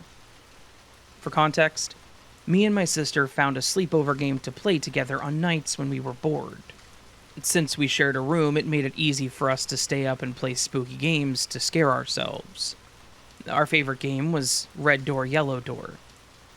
This game was very interesting, as the premise was that one player sits on the other player's lap and closes their eyes and raises their arms straight up. The other player starts chanting, "Red door, yellow door, any other color door," repeatedly until their arms dropped. The person who was chanting would ask questions of what they saw in their head and tell them where to go. The game was to pick doors, and as the name implied, they could be any color, anywhere, and they led to other rooms. There were a couple of interesting things to keep in mind. The darker the door, the more evil or scary it was. And if you saw the man in the hat, you had to leave immediately. Leaving the game was just sitting up, so you had the choice at any time. This sounds like a typical person leading the other person as their imagination creates scenes, right? And that's what I thought. And we played it many times with me never being able to imagine barely anything. I could barely get a single door to appear. And if I did many times, it would just lead to nothing. I thought I was just too smart to fall for the trick, but my sister seemed to fall for it perfectly. I didn't want to ruin her fun, so I never explained how it was most likely just a mind trick, and we kept playing every other couple weeks on nights when we were bored. One night we were playing and I decided to try my luck at the game. I laid my head in her lap, put my arms up, and tried my hardest to let my subconscious mind take over and not ruin the fun for myself. My arms started falling and I only realized once they were about halfway down. My arms finally fell and my sister asked me what I saw. This is where it gets weird. Like I stated, I was pretty bad at this, so I would usually see one or two doors, usually red and or yellow. The rest of the room would be a sort of void with a wall that I could just distinguish for the door to be on. This time I was standing in what seemed to be the middle of this void-type room. The only thing around me was a light bulb hanging from a single chain. I told my sister all of this as I felt my pulse go up, and got suddenly very nervous. This game had rarely ever made us scared at this point. It was more of a fun exploration kind of game. My sister then asked if I could swing the light bulb around me and look if I could see anything. With a little hesitancy, I said yes and did that. Once the light swung around me, and once I caught it and felt even more nervous this time with no clue as to why. I figured I was just scaring myself with my imagination. My sister asked me to swing the light once again, and with even more reluctance, I agreed. I swung the light, and now I was almost on the verge of a panic attack, and my sister could tell. But since I hadn't ended the game, she knew that I wasn't at my limit, and asked me to swing the light one more time since there was nothing else I could do. And without even thinking, I said something along the lines of, "No, he's gonna get me if I swing it one more time." This freaked the hell out of my sister as she backed up, basically forcing me out of the game. I realized that it was the so-called man that was in these games when you went too deep. I told my sister what happened and felt genuinely scared and on the edge of tears. I felt like I couldn't leave the game, and I'm not sure why, but it just felt wrong. I wrote this off as me watching too many horror movies or creepypastas and just scaring myself. Years later, I was over at a friend's house, and I was sleeping over with about 5 other people when the night starts to get a little boring. My friend asked if we should play scary sleepover games, and everyone else agreed. I suggested Red Door, Yellow Door, and only my friend agreed to play after I explained what it was. I told her about the man and how if she saw him, she had to leave immediately. We both played and pushed each other to go through the darkest door and to the lowest or most evil points, and the game gradually got creepier. We both ended up having to end our game because we both encountered the Hat Man. I thought it was just us both exaggerating and having good imaginations. As a little experiment, I suggested that we should both draw the man while not looking at each other's papers. She agreed, because she also thought it was a good idea to really test out the reality of this game, and whether or not it was just a trick. We sat not facing each other at all and both sketched out what we saw, and when we showed each other what they were near identical. Genuinely, when I was drawing, I was just drawing exactly what I had seen in the game with no intention that they would look alike at all. The only difference was our drawing capabilities and styles. We both got creeped out, but since we were both kind of into supernatural things, we also thought it was kind of cool and kept comparing them and how similar they were. Both of the drawings were done in my sketchbook, with me doing mine first, flipping it to the other side and watching her draw hers out. I know that she didn't copy my drawing because it took about 3 minutes for each of us, and I watched her the whole time. I might be able to find the sketchbook tomorrow, but I've gone through about 10 at this point, and I'm writing this at 1 a.m. Let me know if you're interested in seeing the pictures, and I'll dig up my old notebooks.